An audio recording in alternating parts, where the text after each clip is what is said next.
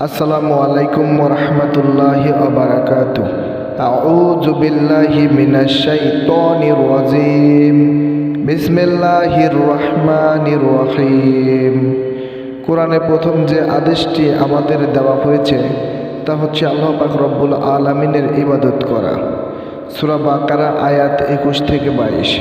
হে মানব সম্প্রদায়, তোমরা তোমাদের সেই প্রতিপালকের ইবাদত করো যিনি তোমাদেরকে তোমাদের পূর্ববর্তীগণদেরকে সৃষ্টি করেছেন যাতে তোমরা মুত্তাকি আল্লাহ ভীরু হতে পারো। যিনি পৃথিবীকে তোমাদের জন্য বিছানা এবং আকাশকে তোমাদের ছাদ স্বরূপ সৃষ্টি করেছেন এবং আকাশ থেকে পানি বর্ষণ করে তার দ্বারা তোমাদের জীবিকার জন্য ফলমূল উৎপাদন করেছেন। সুতরাং জেনে শুনে কাউকে আল্লাহর সাথে সমকক্ষ করিও না।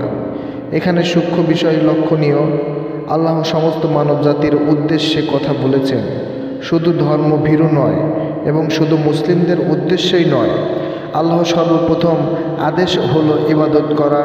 মনে রাখতে হবে, এই ইবাদত শুধু নামাজ রোজায় সীমাবদ্ধ নয়, আল্লাহর দেওয়া নির্দেশ অনুযায়ী জীবন অতিবাহিত করা এবং আল্লাহর নির্দেশ মেনে কোনো কিছুকে ছেড়ে দেওয়াই হলো ইবাদত।